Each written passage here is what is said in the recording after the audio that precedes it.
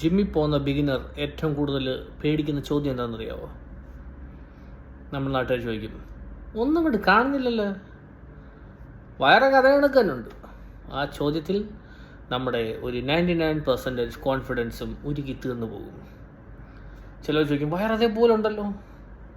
എടാ, ഞാനും വയറുമായിട്ടുള്ള ബന്ധം നിനക്കറിയാവോ? ഇത്ര വർഷമായിട്ട് കള്ള്, കപ്പ, ചോറ്, ചിക്കൻ, ഒരുപാട് സാധനങ്ങൾ പൈസ കൊടുത്ത് മേടിച്ച് കഴിച്ച് ഇത്ര ആക്കിയെടുത്ത വയറാണ്.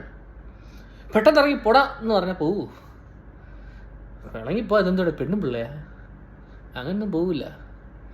അതിന് കുറച്ച് സമയം കൊടുക്കും. ഞാനും വയറുമായിട്ടുള്ള നമ്മളും വയറുമായിട്ടുള്ള ആ ഒരു ബന്ധമുണ്ടല്ലോ, ഒരു കമ്മിറ്റ്മെൻറ്റ്, എത്ര വർഷങ്ങളുള്ള ബന്ധമാണ്. 2 മാസം നമ്മൾ വയറടിച്ചാൽ ഇറങ്ങി പോവുമോ? ഇല്ല, പോവില്ല. അതുകൊണ്ട് അത് ഇതൊക്കെ പോട്ടെ, പോകുമായിരിക്കും. പോകില്ലേ? പോകും. അന്നേരം അങ്ങനെ ചോദ്യം ചോദിക്കില്ല കേട്ടോ, ഭയങ്കര മാനസിക വിഷമം ഉണ്ടാകും.